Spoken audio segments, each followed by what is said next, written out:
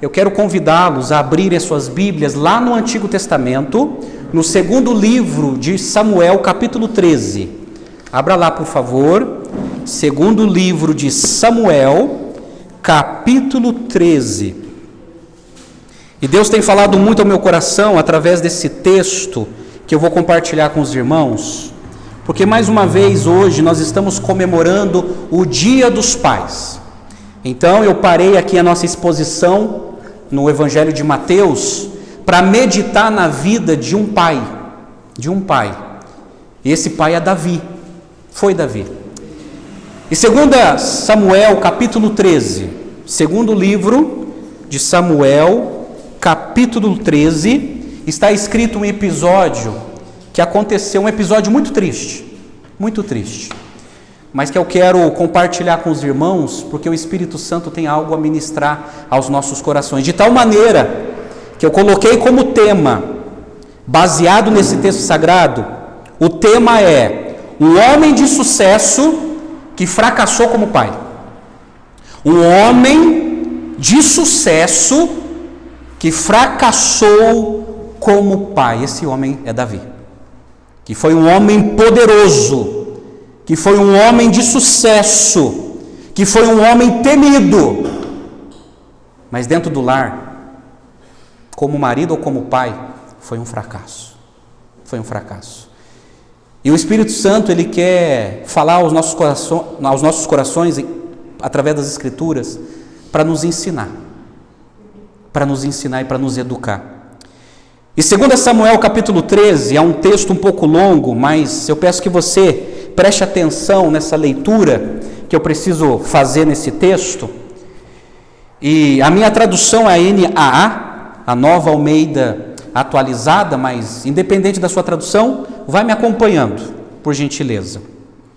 2 Samuel capítulo 13, acompanhe comigo a leitura da Escritura. Passado algum tempo, aconteceu o seguinte: Absalão, filho de Davi, tinha uma irmã muito bonita, cujo nome era Tamar. Aminon, filho de Davi, apaixonou-se por ela. Aminon ficou angustiado por causa de Tamar, sua irmã, a ponto de adoecer, pois sendo ela virgem, parecia impossível para ele fazer alguma coisa com ela.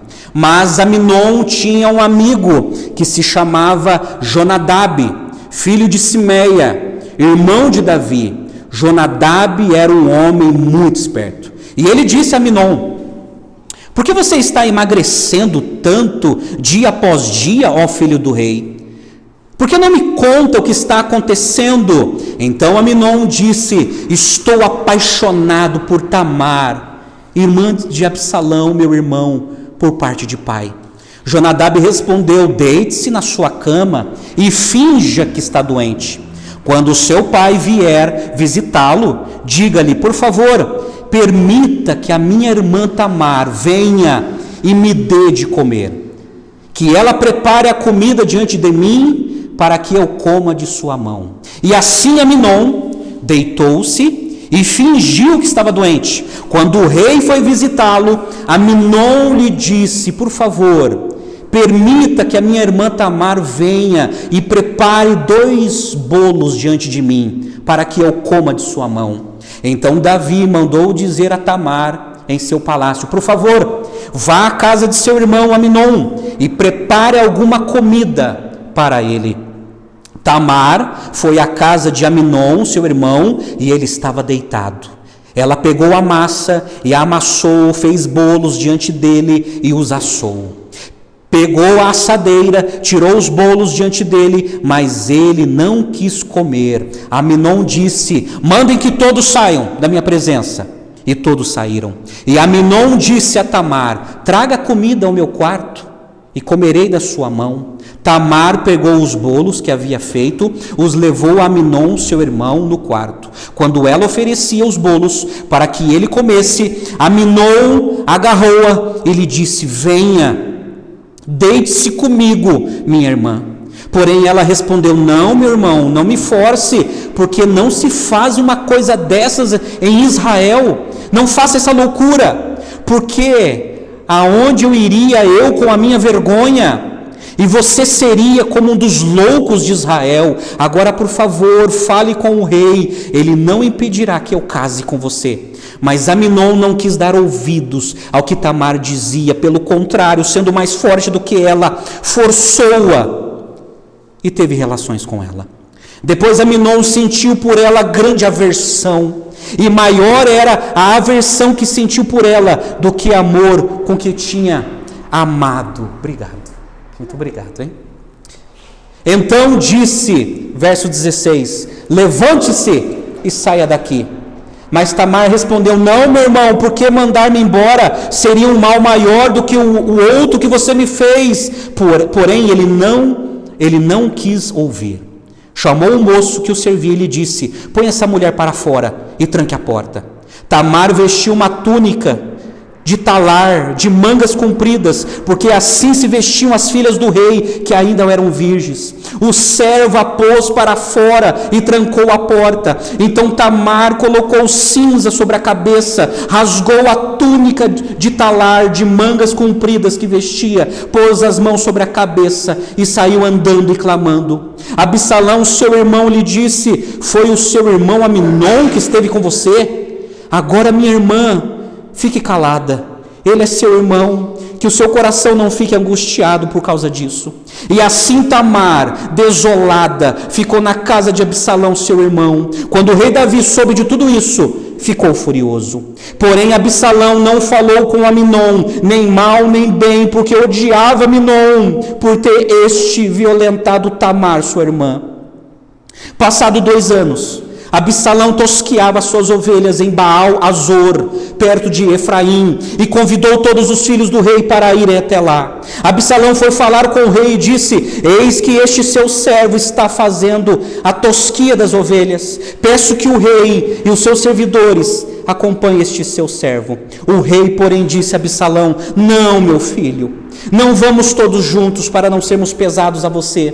Absalão insistiu, mas o rei não quis ir, contudo, o abençoou.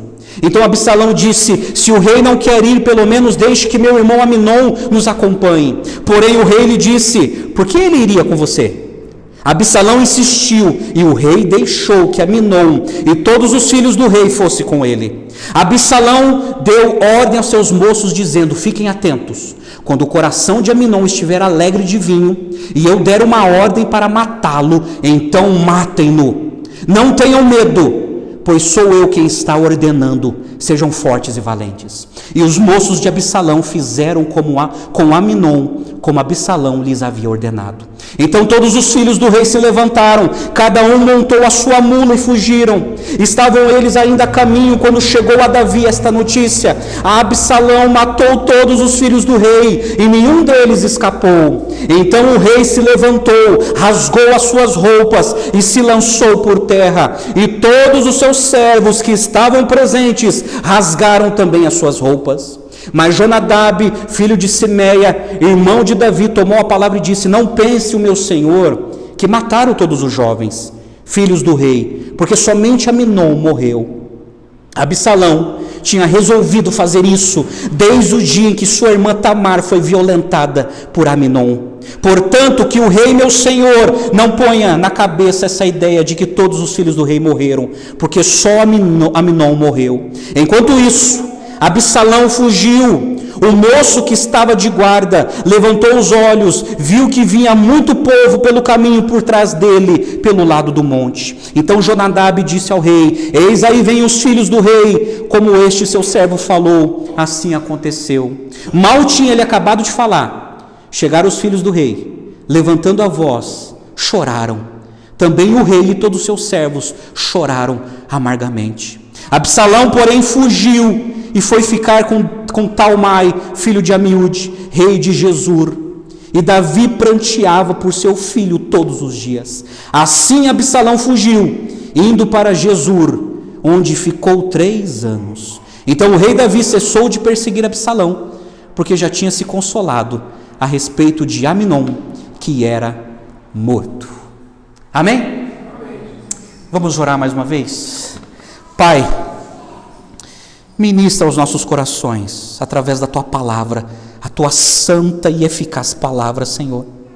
Fala conosco, nos ensinando, nos repreendendo, nos corrigindo e nos educando na Tua palavra, Senhor. Fala ao coração dos meus irmãos nessa noite, ó Deus. Nós necessitamos em ouvir a Tua voz, através das Escrituras. Oramos gratos a Ti, em nome do Senhor Jesus. Amém e amém. Amados, eu li esse texto inteiro porque a parte mais importante da pregação é o texto bíblico. É o texto bíblico.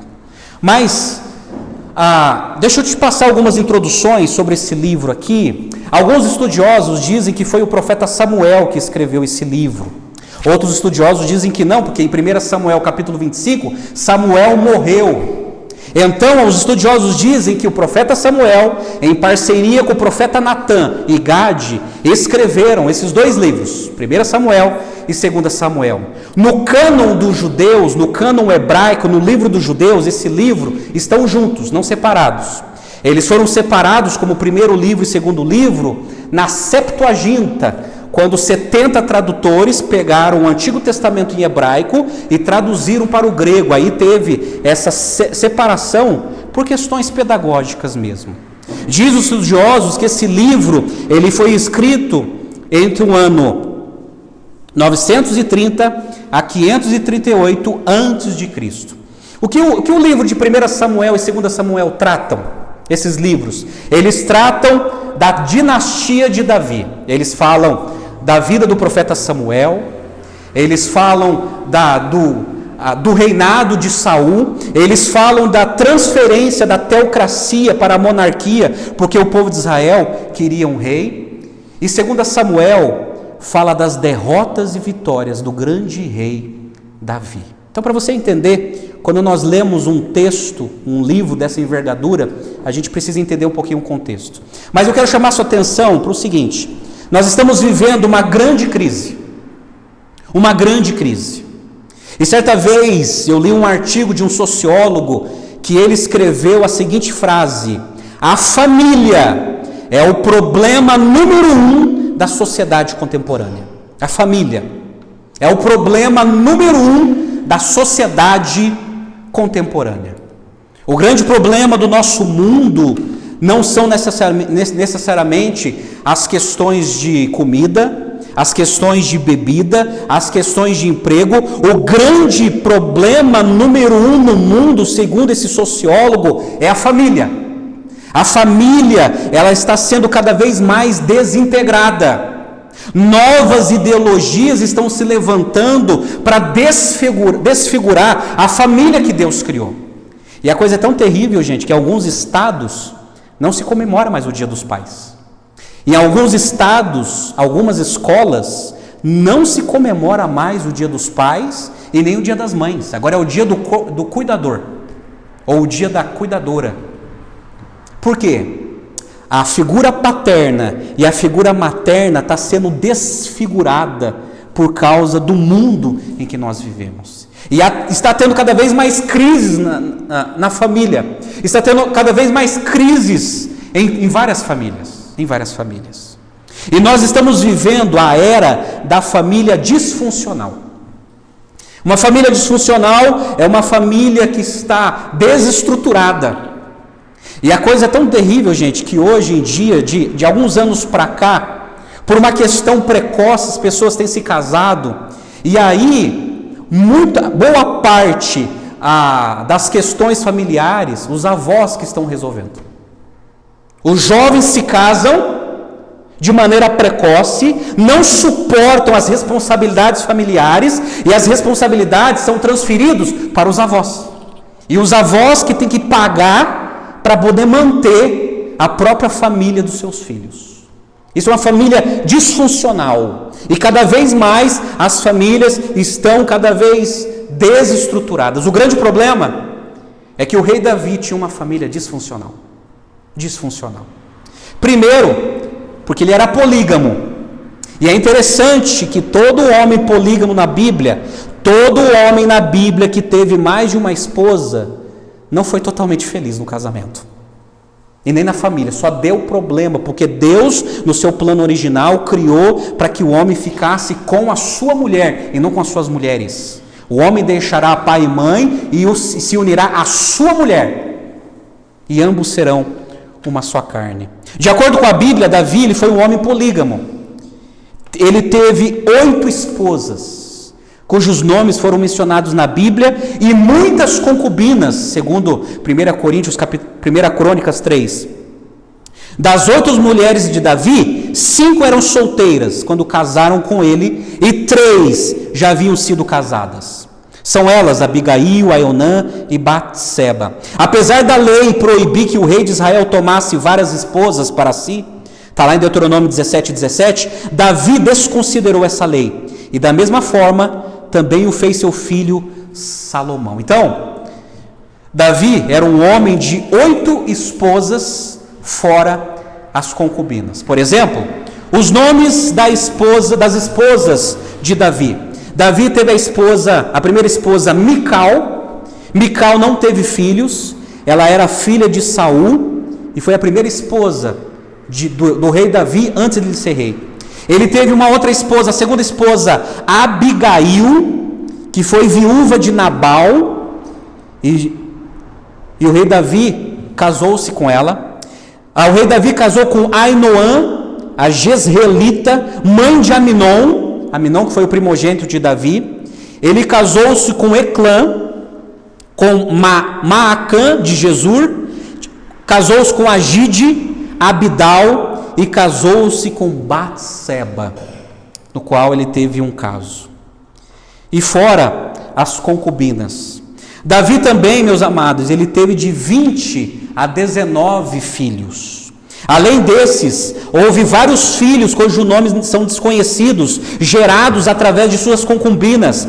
Ele teve também uma filha chamada Tamar e um outro filho chamado Jerimode, que é mencionado em 2 Crônicas 11:18. O rei Davi teve um primeiro filho com Batseba, antes de ter Salomão. Esse filho morreu 7 dias após o seu nascimento. Então, totalizando, ele teve 20 filhos. 6 filhos de Davi nasceram em Hebrom, uma cidade que Davi morou. Por exemplo, na cidade de Hebrom nasceu Aminon, seu filho mais velho, Quiliabe, Absalão, nasceu Adonias, Sevadias e Idreão.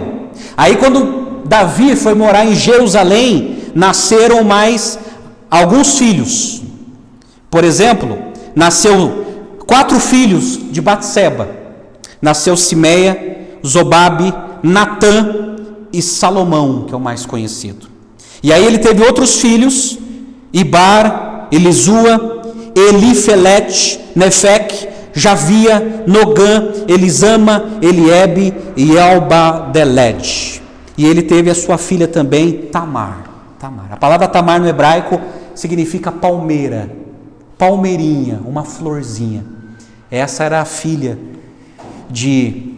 do rei Davi. Então, gente, Davi, ele tinha uma família enorme. Tinha várias mulheres por causa da sua poligamia. Tinha vários filhos. E aí, mesmo tendo uma grande família, o rei Davi, ele fez muito sucesso. Ele foi muito conhecido. Deixa eu te dar um panorama do quão ele era conhecido e do sucesso que ele fez em seus dias. Todos nós sabemos pelas escrituras que o rei Davi, quando garoto, ele foi um excelente pastor de ovelhas. Ele cuidava das ovelhas de seu pai. Mas em 1 Samuel capítulo 16, Davi, quando garoto, é ungido pelo profeta Samuel como futuro rei de Israel. E aqui começa a popularidade de Davi. Em 1 Samuel capítulo 16, Davi, ele serve a Saul. Davi, ele é um excelente instrumentista. E quando ele tocava seu instrumento, ele acalmava o coração de Saul. Em 1 Samuel capítulo 17, Davi derrota o grande gigante filisteu Golias. Ele derrota o grande guerreiro Golias e a sua popularidade expande entre o exército. 1 Samuel capítulo 23, Davi, como soldado de Saul, ele livra a cidade de Keila. E ele vai ficando cada vez mais popular por causa da sua destreza como soldado. Em 2 Samuel capítulo 2, Davi é ungido rei de Judá, ali no sul de Israel, e o reinado de Saul foi se enfraquecendo. Em 1 Samuel capítulo 5, Davi é ungido rei de todo Israel. Saul já tinha morrido e Davi é reconhecido como rei de toda a nação. 2 Samuel capítulo 5, Davi conquista Sião, que se torna a grande Jerusalém, a grande capital. 1 Samuel capítulo 6, Davi traz para Jerusalém a Arca da Aliança, a grande arca que tinha a marca, a presença de Deus no povo. 2 Samuel capítulo 7, Deus faz uma aliança com Davi. Deus encontra Davi e faz uma aliança com Davi, dizendo que através de Davi o Messias viria.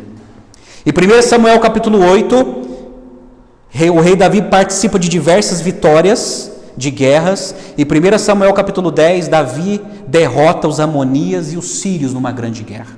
Então Davi, aqui, ele está no auge do sucesso. Ele é um instrumentista talentoso, ele é um soldado habilidoso e ele se torna um rei poderoso. E ele edifica a grande Jerusalém, ele edifica a nação de Israel, que se torna uma potência naquela época. E o seu nome passa a ser popularizado em vários lugares. E Davi também, meus amados, ele tinha uma boa intenção como pai. Apesar de vários filhos, ele era bem intencionado. Por exemplo, quando ele deu o nome do seu filho Adonias, o nome Adonias significa aquele que pertence a Adonai. Quando um judeu dava um nome a um filho, ou era para marcar a história que estava ocorrendo, ou era um desejo que o pai tinha sobre o filho. E ele coloca o nome de Adonias, aquele que pertence a Adonai. Um dos seus filhos, ele dá o nome de Salomão, amado do Senhor. E um dos seus filhos, ele dá o nome de Absalão, o pai da paz, né? Ou no hebraico, Abishalom, o pai da paz. Então Davi, meus amados, além de todo o sucesso, além de todo o poder, ele era um pai bem intencionado. E foi dando nome aos seus filhos com um grande desejo e esperança do que baseado naquilo que eles se tornariam. Mas como nós lemos aqui nas Escrituras, Absalão, que significa pai da paz, não foi o que aconteceu. Davi foi um homem de sucesso, mas infelizmente fracassou como pai. Sabe por quê? Davi não foi capaz de transformar suas boas intenções em investimento na vida dos filhos. Davi não foi capaz de transformar as suas boas intenções em investimento na vida dos filhos. A intenção era boa, quando ele dava os nomes, mas infelizmente não houve investimento na vida dos seus filhos. Eu quero apresentar para você 5 erros que o rei Davi cometeu como pai. E esses 5 erros que ele cometeu, o desfecho foi 2 Samuel capítulo 13.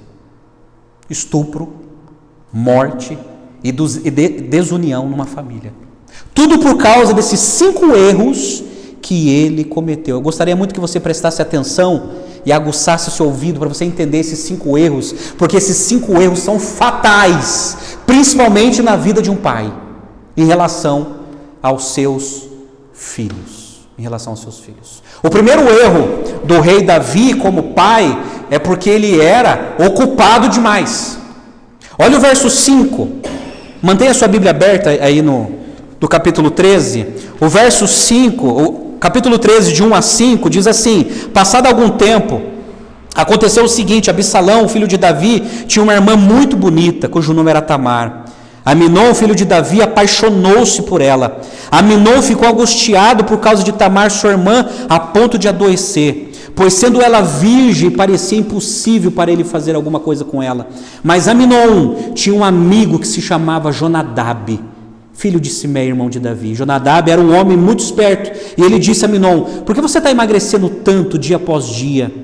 Por que não me conta o que está te acontecendo? Então Aminon disse: estou apaixonado por Tamar, irmã de Absalão, meu irmão, por parte de pai.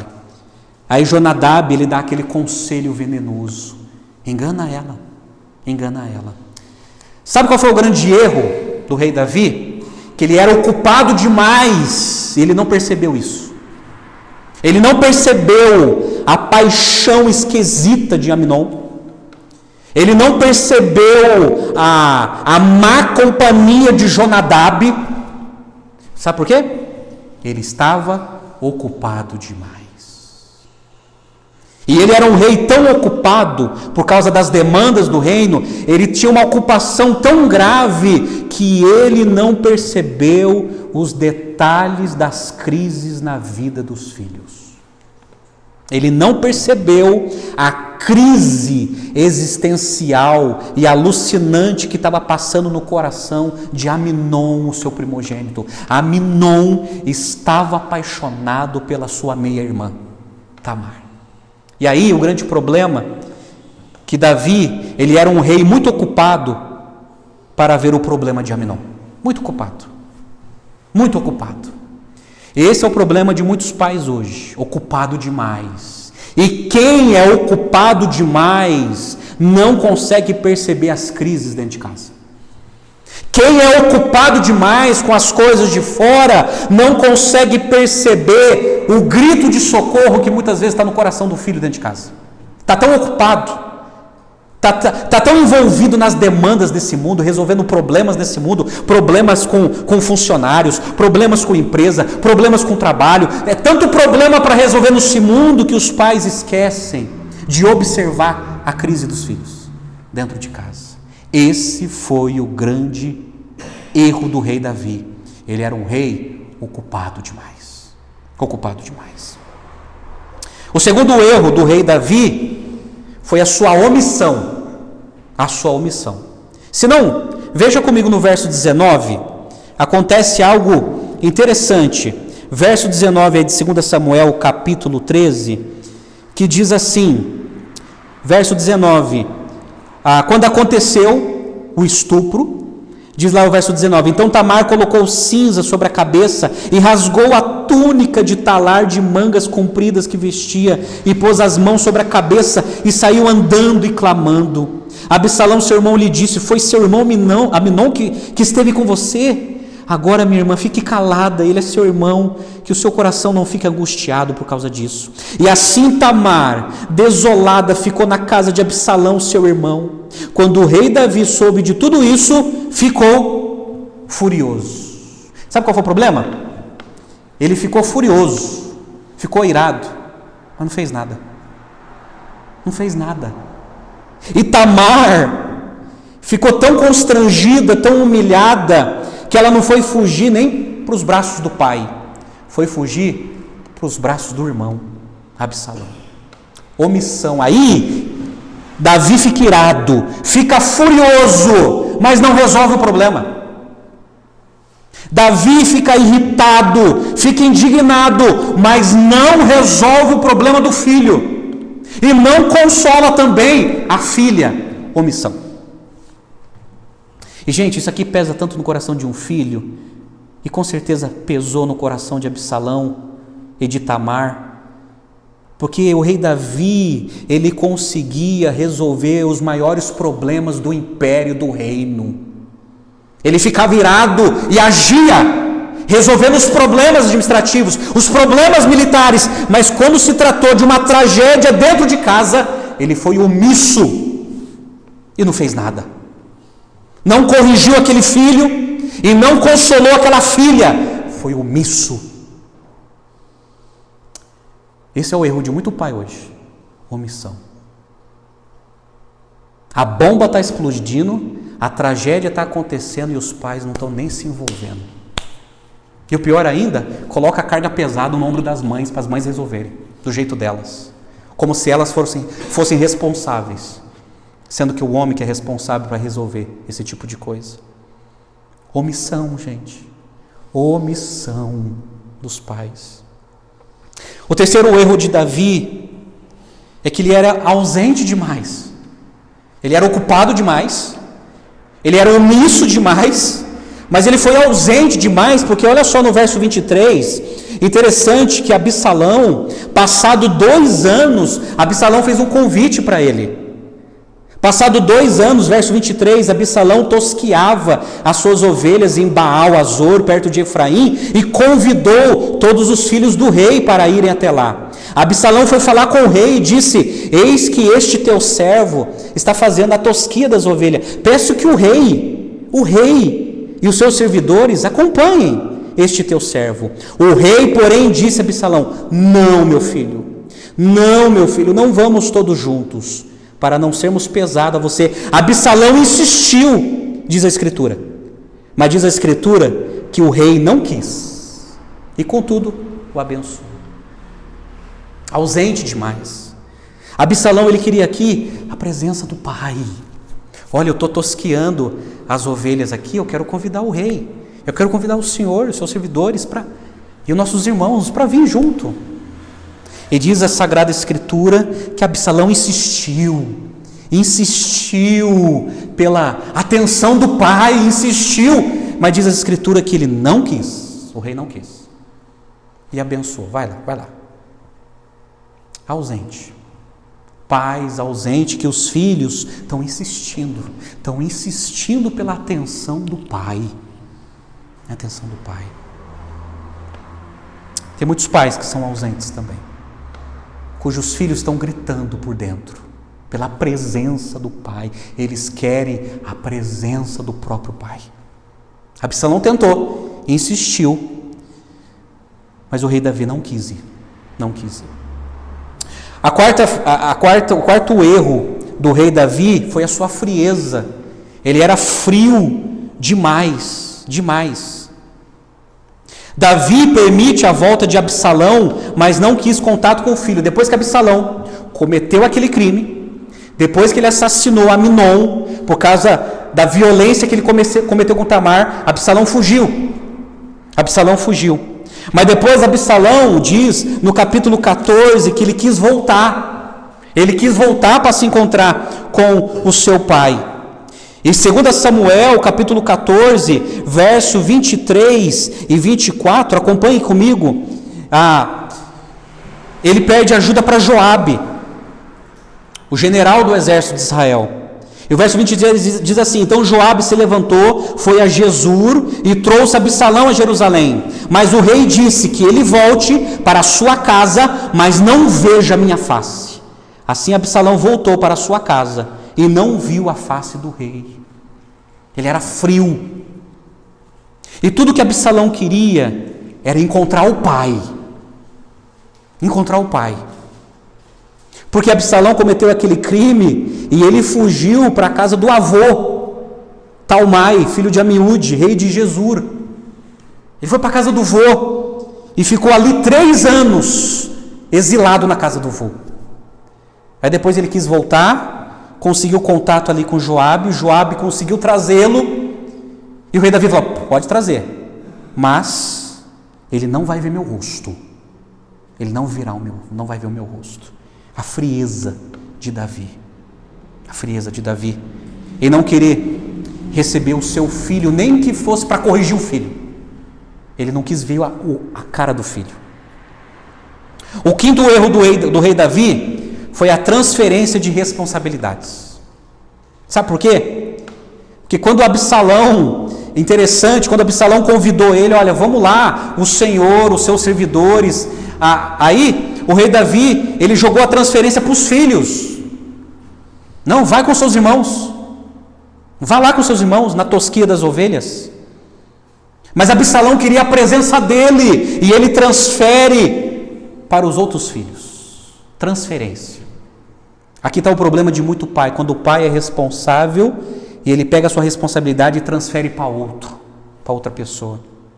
Ele transferiu sua responsabilidade para o sogro, porque quando Absalão, ele cometeu esse crime, em vez de Absalão procurar o rei Davi, ele se refugia na casa do vô e fica 3 anos lá.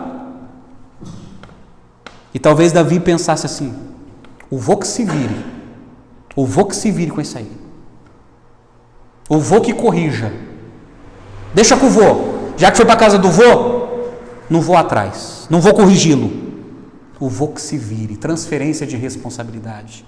Oh, quantos pais faz isso, né? Transfere para o vô, para a avó, para o sogro, para a sogra, para a mãe, para o pai, para a empregada, para a babá, para o pastor, para a professora da escola. Vai terceirizando, vai terceirizando. Ele transferiu para o seu assessor, Joabe, porque foi Joabe que foi lá buscar o filho. Não foi nem o próprio pai. Joabe que foi lá buscar o próprio filho, transferindo responsabilidade. Gente, esses são os 5 erros do rei Davi como pai. Um homem de sucesso que fracassou como pai. Ele era ocupado demais, ele era omisso demais, ele era ausente demais, ele era frio demais e, além disso, ele transferia sua responsabilidade para outros. Davi vencia gigantes, mas não sabia confrontar os filhos no olho. Sabe, gente, tudo que o Absalão queria é ser confrontado. De tal maneira que ele fala para Joabe assim: olha, eu reconheço a minha culpa, eu quero encontrar o meu pai, que meu pai me julgue, mesmo que ele me mate, mesmo que ele decrete a minha sentença pelo meu crime, mas eu gostaria de ver meu pai, nem que ele venha me matar. Davi vencia gigantes, mas não sabia confrontar os filhos no olho. Tudo que Absalão queria era um pai que o sacudisse, que o confrontasse, que olhasse no olho dele e falasse: filho, você está errado, você fez algo errado. Absalão não precisava, ele não estava querendo um instrumentista talentoso. Absalão não estava querendo um soldado habilidoso. Absalão não estava querendo um rei poderoso. Absalão estava querendo só um pai. Somente um pai que o corrigisse, que o confrontasse. A pergunta é: o que tudo isso gerou no coração de Absalão? Uma bomba que é pior do que a bomba atômica. Uma bomba chamada ódio. Ódio pelo pai. E é interessante que esse ódio, ele teve ódio pelo pai em relação a Tamar, porque ele não fez nada.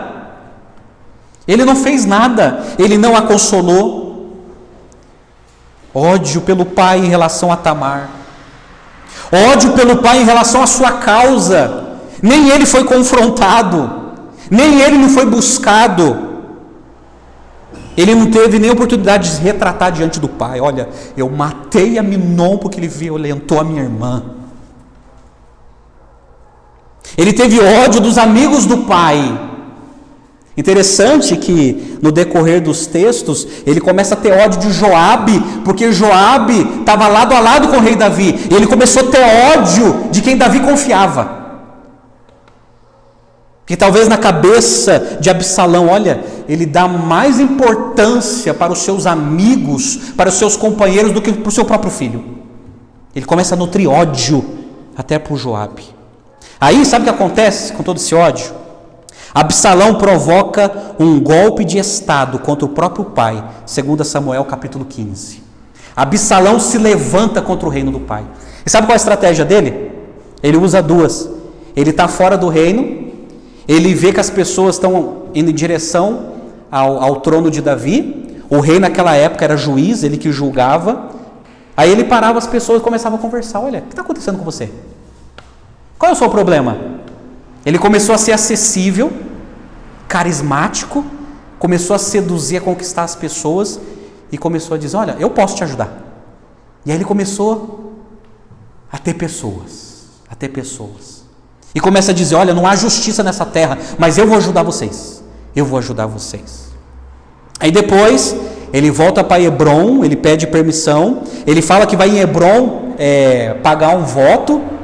E aí lá em Hebrom ele manda alguns emissários dizendo assim: olha, Absalão é o rei, vamos receber Absalão. E Absalão entra em Hebrom, uma cidade de Israel, e ele é aclamado, ele é recebido como rei. E ali ele consegue levantar um exército armado contra o próprio pai. E diz as escrituras que o rei Davi tem que fugir por causa do filho e do exército do filho. Absalão cometeu um golpe de estado contra o próprio pai, filho contra pai, por causa do ódio no coração. E aí, Absalão decide chamar Aitofel como seu conselheiro. Sabe quem é Aitofel? Aitofel foi pai de Batseba, sogro de Urias. E Aitofel tinha muito ódio do rei Davi. E aí Aitofel dá um conselho maligno para Absalão, em 2 Samuel capítulo 16, verso 21 a 23, sabe que Aitofel fala: olha, o seu pai destruiu a vida da minha filha, acabou com o casamento dela, acabou com o meu saudoso genro. Se eu fosse você, eu pegava as concubinas do seu pai e fazia no terraço do palácio, no telhado do palácio, para toda a nação ver. Eu falo para você fazer com as concubinas do seu pai o que o seu pai fez com a minha filha. E diz a escritura que Absalão se deitou com as concubinas do rei Davi no terraço do palácio para toda a nação ver aquela vergonha. E Aitofel ali, enchendo a cabeça do piá e nutrindo mais ódio, mais apatia, mais rancor. E o ódio de Absalão foi crescendo e crescendo. Mas olha só, você entendeu onde começou? Não começou com os conselhos venenosos de Aitofel. Começou com os problemas do rei Davi como pai. Como pai. E aí, como Davi foi ocupado demais, foi omisso demais, ausente demais, frio demais e vivia transferindo responsabilidade, o ódio foi gestado no coração de Absalão. E ele foi se associando com pessoas que odiavam a Davi. E se tornou uma criatura pior ainda. Qual foi o fim de Absalão? Absalão foi morto em combate. 2 Samuel capítulo 18. Absalão decretou uma guerra contra o pai. E Absalão foi morto. Diz a escritura que ele tinha um cabelo muito lindo, comprido, que ele ficou preso nos arbustos, e Davi tinha falado, ele já tinha ordenado a Joabe: olha, não mate o moço, vá para a guerra, mas traga-o vivo. Mas Joabe estava tão inflamado por ódio também, que diz a escritura que mataram Absalão. Mataram Absalão. E Davi chora pela morte de Absalão, está lá em 2 Samuel capítulo 18, a partir do verso 28, olha que interessante, quando diz assim, verso 32, então o rei perguntou ao etíope, o rei Davi: vai bem o jovem Absalão? O etíope respondeu: que aquilo que aconteceu com aquele jovem aconteça com os inimigos do rei, meu senhor, e todos os que se levantam contra ele. Então o rei, profundamente comovido, subiu à sala que estava por cima do portão e chorou. E andando dizia: meu filho Absalão, quem me dera que eu tivesse morrido em seu lugar. Absalão, meu filho, é tarde demais. É tarde demais. É tarde demais. Ele perdeu a oportunidade.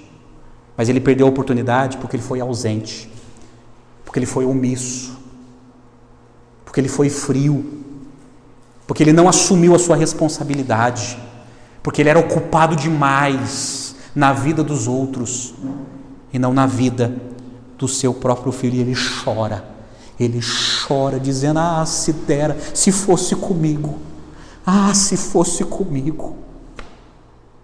Mas o choro foi tarde demais, porque ele perdeu o seu filho. O culpado, o próprio pai. O próprio pai. Conclusão: o que a tragédia de Davi e Absalão nos ensina? O que a tragédia de Davi e Absalão nos ensina, gente? Deus tem algo a falar aos nossos corações. Nós não podemos cometer esses mesmos erros. Não podemos jamais. Não podemos jamais. O que nós aprendemos com essa tragédia de Davi e Absalão?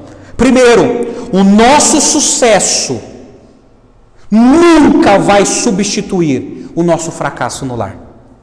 Nunca Nunca. O nosso sucesso nunca vai substituir o nosso fracasso no lar.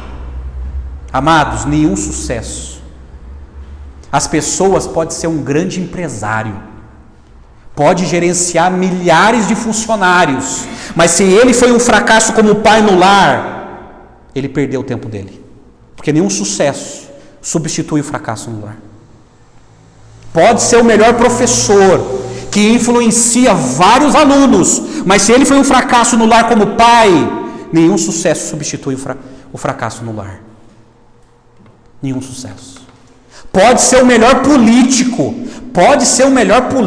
que vai resolver a crise econômica, que vai conseguir colocar paz na nossa nação, pode ser o melhor presidente, pode ser o melhor governador, pode ser o melhor prefeito, pode ser um homem de sucesso, respeitável, mas se no lar ele foi um fracasso como pai, nenhum sucesso substitui esse fracasso.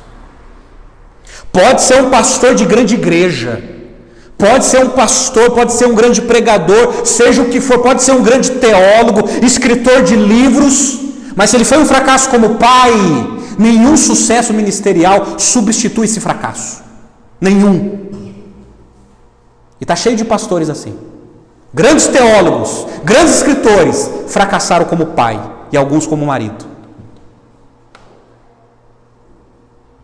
Nenhum sucesso substitui o fracasso no lar. Segunda lição: não podemos minimizar o poder das amarguras com o tempo. Quem disse para você que a raiva, o ódio, a amargura é sepultada pelo tempo? É mentira. Isso é só um paliativo para amenizar a dor, mas nunca vai ser arrancado. Enquanto não tiver confrontação olho no olho, enquanto não tiver retratação, enquanto não tiver pedido de perdão, enquanto não tiver abraço, enquanto não tiver choro, enquanto não tiver reconciliação, o tempo nunca vai sepultar um ódio. Nunca. Nunca. E as pessoas pensam, elas se iludem com o tempo. Não, o tempo vai sarar. O tempo vai sepultar. Não. Tem que ter confronto, tem que ter olho no olho, cara a cara, choro, abraço, reconciliação, perdão entre pais e filhos. Senão o ódio sempre vai existir. Sempre. Mesmo que seja amenizado com o tempo. Mas ele está lá como raiz. Como raiz. É isso que Davi tentou um pouco. Quando Absalão ficou lá 3 anos lá na casa do vô. E depois 2 anos ele voltou e ficou 2 anos sem ver a face do pai. 5 anos. Isso não resolveu o problema. É necessário o confronto, olho no olho, para que haja perdão. Haja perdão. É necessário um filho chegar: pai, eu fiquei decepcionado com você quando aconteceu aquilo. Você magoou meu coração. Pai, você me trocou pelos prazeres desse mundo, você me trocou. Isso dói no meu coração, pai. E o pai fala: me perdoa, filho. Me perdoa, filha. Me perdoa. Tem que ter confrontação para que haja perdão. Quarto, precisamos dedicar tempo para os nossos filhos.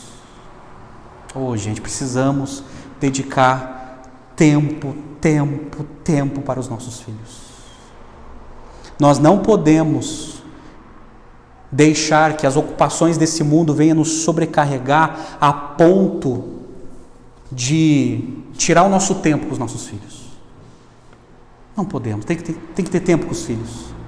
Nós precisamos sentir as crises no coração do nosso filho. E não o outro tem que sentir por nós, ou perceber por nós, ou conseguir achar por nós que precisamos identificar a crise no coração dos nossos filhos. E muitas vezes nós não conseguimos porque falta tempo.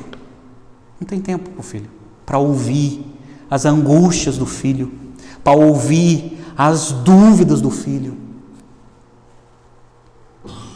Não podemos transferir as nossas responsabilidades. Não podemos. Os meus filhos é responsabilidade minha. Minha. Os seus filhos é responsabilidade sua. Os seus pais, por mais experientes que são, não vão resolver o problema.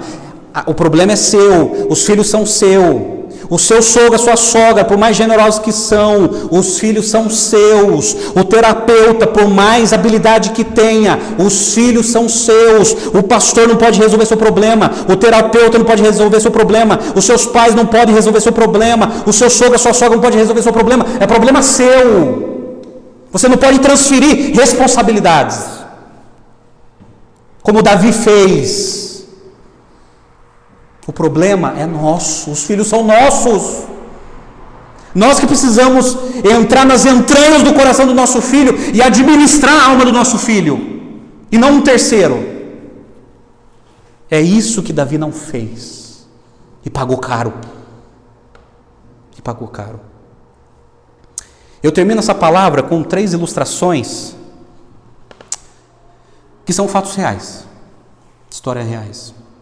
Semana passada eu assisti um filme, eu gosto de assistir filme baseado em fatos reais, de um grande brasileiro que trabalhou na ONU, o Dr. Sérgio de Mello. Foi um grande diplomata que trabalhou na ONU. E ele foi convocado, ele foi a peça-chave para poder ajudar na independência do Timor-Leste. Sabe, ele foi assim uma peça-chave na diplomacia, apaziguando ali a luta entre a Indonésia e o Timor-Leste. E o Timor-Leste se tornou uma nação independente e a peça principal de negociação foi o Sérgio de Mello. Aí depois ele foi convocado para ir para o Iraque. Quando o ditador Saddam Hussein foi preso, aí o exército dos Estados Unidos, junto com a ONU, tentou apaziguar a nação, e lá eles colocaram um prédio da ONU, e o Sérgio de Mello estava lá tentando também ajudar na democratização do Iraque. Mas daí, ele tinha 2 filhos, que moravam com a primeira esposa, nos Estados Unidos. E esses 2 filhos vieram para a casa dele, lá no Rio de Janeiro. E ele levou os filhos para a casa da avó. E aí, ele lá na comunhão com os filhos, com a avó fez uma deliciosa moqueca, que é feito de camarão, né? A moqueca. Aí o Sérgio de Mello, todo feliz, olha, a sua avó fez moqueca para vocês, um dos principais pratos aqui no Brasil, é muito gostoso. Aí o caçula, ele não falava nem português, ele só falava inglês. Eu não como isso. Mas como assim, você não come? Eu não sabia disso. Aí o mais velho olhou para ele assim no olho e falou: pai, tem muita coisa que você não sabe. Aí os 2 saíram da mesa e foram para o sofá da sala revoltados e frustrados, porque o pai não sabia de nada. Ele não sabia que o filho caçula tinha alergia. Ele não sabia. Sabe por quê? Ele era um pai ausente. Com grande sucesso, grande diplomacia, nome estampado na ONU, um grande homem resolvendo o problema das nações, mas os filhos, um fracasso. Nenhum sucesso substitui o fracasso no lar. Nenhum, gente, nenhum. E certa vez no seminário, gente, lá em São Paulo, na minha cidade natal, em Campinas, eu tive um professor que ele contou uma história assim interessante, ali com os seminaristas, o pessoal se preparando para serem pastores, e ele falou que um filho dele tinha se desviado, tinha abandonado a fé e tinha se desviado, frustrado. E aí um dia Deus colocou algo no coração dele: olha, eu vou chamar o meu filho para tomar um sorvete. E o filho aceitou, e ele foi dar atenção para o filho, tomar um sorvete com o filho, sentar com o filho, só o filho, o pai e o filho, sentar com o filho, tomar um sorvete com o filho, dar atenção exclusiva para o filho. E ele começou a ouvir as angústias dos filhos, as feridas do filho provocado pela igreja. E aí passou alguém da diretoria da igreja, passou de carro e viu o pastor com o filho tomando picolé. Aí depois a pessoa da diretoria falou: pastor, Em pleno dia, em vez de estar evangelizando, ensinando a Bíblia, estava com o filho, chupando picolé. Ele falou: meu irmão, eu estou cuidando do coração do meu filho.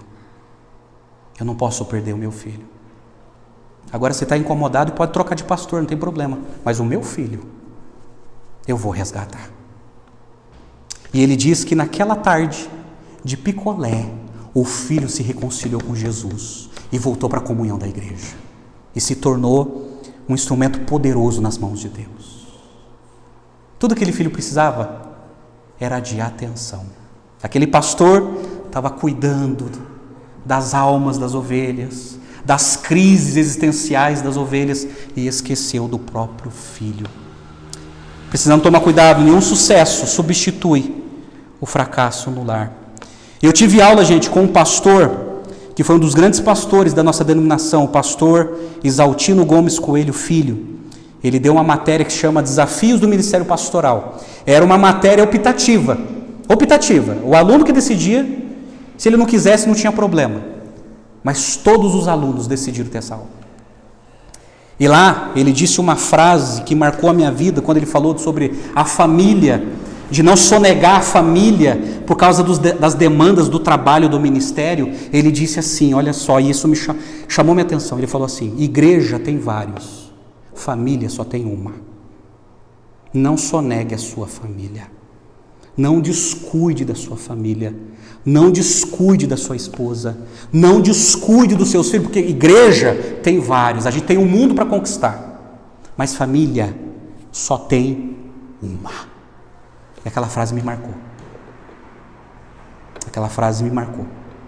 Falou: Deus, me ajuda a ser um bom marido, um bom pai, antes de ser um bom pastor. Me ajuda, Senhor. E Senhor, me ajuda também, me dê sabedoria, a partir do momento que o ministério fizer isso na minha vida, eu deixo o ministério para cuidar da minha família. Porque igreja tem vários, família só tem uma. Só tem uma. Nós não podemos cometer os mesmos erros do rei Davi. Nenhum sucesso nessa vida, guarde isso, substitui o fracasso no lar. A minha oração é que Deus nos ajude. Que nós possamos amar a nossa família, cuidar da nossa família, pastorear o coração da nossa família. Que Deus nos ajude, que Deus ajude você. Que Deus te sustente, que Deus te fortaleça cada vez mais. Mas aí, eu quero fazer uma oração aqui, porque talvez o seu caso seja igual ao de Davi. Pastor, não tem como resolver, já é tarde demais. Eu quero orar para que Deus console o seu coração. Quem sabe, não sei, quem sabe você já perdeu um filho, como Davi perdeu, e Davi chorou, mas foi tarde demais, porque morreu.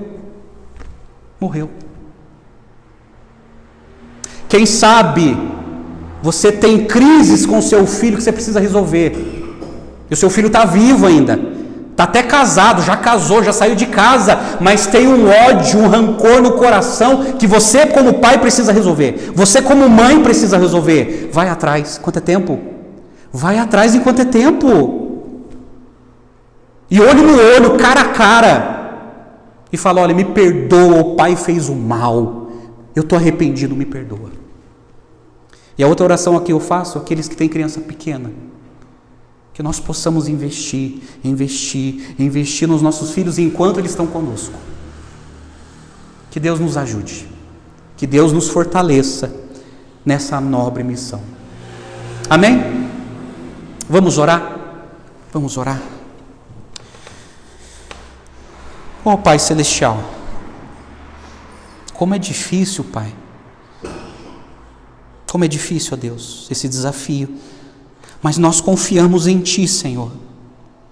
Não permita, Pai, que venhamos a cometer os mesmos erros que o Teu servo cometeu, Senhor. Ajuda-nos a entender, Pai, arranca o orgulho do nosso coração e ajuda-nos a entender que nenhum sucesso nesse mundo substitui a mágoa, o fracasso no lar. Nada. E ajuda-nos, ó Deus, a resolver as mágoas nos corações dos nossos filhos, ó Pai.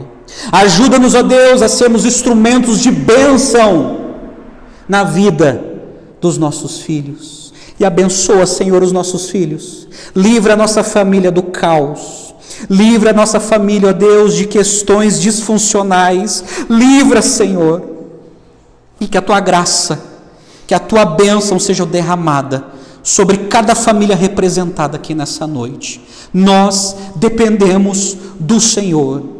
Nós não queremos, ó Deus, ganhar o mundo e assim perder a nossa família. Ó Deus, ajuda-nos a cumprir a nossa missão com a nossa família.